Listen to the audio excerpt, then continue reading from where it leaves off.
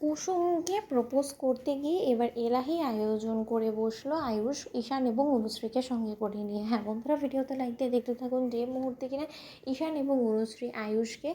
Appreciate করে বলতে থাকে যে ভাইদা আর কোনো রকম কোনো ধৈর্য না ধরে তুমি চটজলদি এবার কুসুমকে নিজের মনের কথা একটা ঘটা করে বলে দাও তো, আমরা আর তর্স হয়েছে না আমাদেরকে যে আমরা কবে আমাদের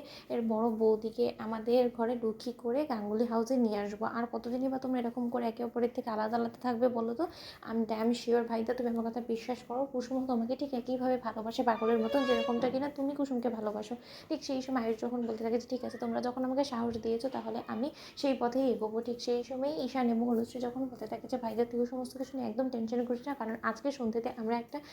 রেজর্টে খুব সুন্দর দারুণ দুর্দান্ত একটা আয়োজন করে রেখেছি তোদের দুজনের জন্য, যাতে করে কিন্তু তোর কোনো রকম কোনো স্ট্রেস নিতে না হয়। তুই শুধু সেই দিকে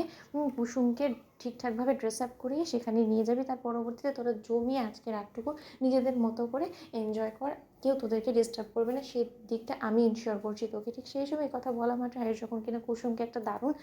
ড্রেস গিফট করে এবং বলতে থাকে যে শঙ্কর কাকা যখন কিনা মালদা গিয়েছে তাহলে সেই সুযোগে কুসুম আজকে তুমি আমার সঙ্গে একটা জায়গায় যাবে, কিন্তু কোনো রকম কোনো প্রশ্ন করা যাবে না, সেটা তোমার জন্য সম্পূর্ণরূপে সারপ্রাইজ, কিন্তু আজকে সন্ধ্যাটা তোমার জন্য একটা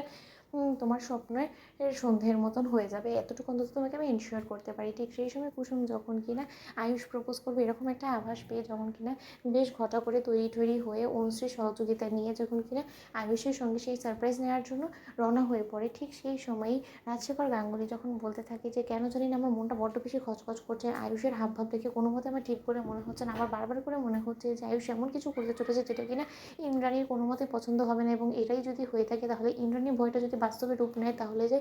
এই বাড়িতে তুমুল একটা অশান্তির সৃষ্টি হবে সেটা তার বুঝতে বাকি নেই, কিন্তু এরকম একটা অঘটন ঘটার আগেই আমাকে থামিয়ে দিতে হবে, কোনো মতে পরিস্থিতি হাতের নাগালের বাইরে যেতে দেওয়া যাবে না। অন্যদিকে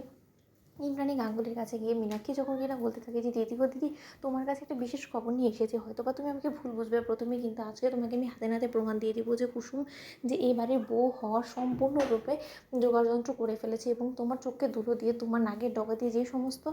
এ বাড়িতে ঘটনাগুলো ঘটছে সেটা হয়তো বা তুমি নিজেও কোনোদিনও কল্পনাও করতে পারোনি, কিন্তু তোমার ছেলেকে তোমার কাছ থেকে কেড়ে নেওয়ার সম্পূর্ণ বন্দোবস্ত ওই কুসুম সরকার করে ফেলেছে। কুসুম কাজকে ফাঁকি দিয়ে আজকে সমস্ত কাজের চাপ দীপালির কাঁধে তুলে দিয়ে ও কিন্তু আয়ুষের সঙ্গে বেরিয়েছে, এবং তারই প্রমাণস্বরূপ তোমাকে আমি একটা বিল দেখাচ্ছি যে বিলের মধ্যে স্পষ্ট করে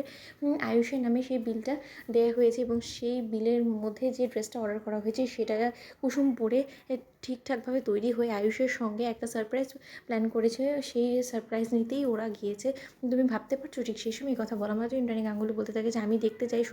সত্যটা ঠিক কী। তো বন্ধুরা লাইক আমি শেয়ার করে সাবস্ক্রাইব করতে ভুলো না।